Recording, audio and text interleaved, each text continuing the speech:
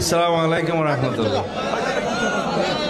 ভাষণ দিবার তো কিছু নাই, আই তো এরিয়ার মানুষ, অনরার সন্তান, আর সংগঠনের নেতা কর্মী সকল এখন আগে যেখানে আছিল এইভাবে আছে।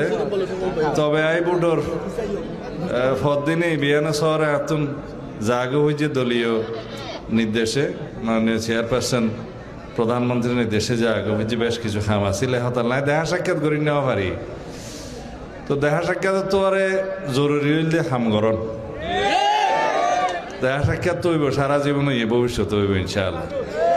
তাই এখন হয়তো বেশি সময় দিন না হয়েছিম, কিন্তু তারপরেও যখন সময় পাইম আমরা সাহেবুল্লাহ যাইম। এখন বেগ কোনো সুশৃঙ্খলভাবে তা ফুরিব, কেউ কোনো রকমের অনাচার করি না পারি মানুষের, কোনো উশৃঙ্খল কোনো চাঁদাবাজির খবর নশুনি পান, প্রশাসনের সহযোগিতা করা ফুরিব এবং দেশের মধ্যে এনাকান সুশাসন কায়েম করা ফুরিব, যাতে মানুষ মনে করে যে বিএনপি রাষ্ট্র পরিচালনার দায়িত্ব এসে মানুষ শান্তিতে আইব, মানুষ উন্নয়ন পাইব, শৃঙ্খলা পাইব, শান্তি পাইব। পাইব না? আমরা বেকুন ঠিক চাইলে পাইব দেরি, শতের না গেলে তো না পাইব।